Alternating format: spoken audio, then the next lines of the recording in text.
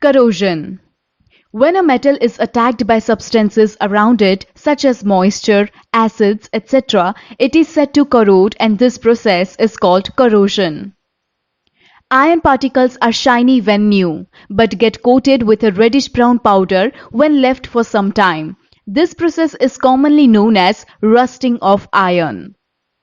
The black coating on silver and the green coating on copper are other examples of corrosion. Corrosion causes damage to car bodies, bridges, iron railings, ships, and to all objects made of metals, especially those of iron. Every year, an enormous amount of money is spent to replace damaged iron.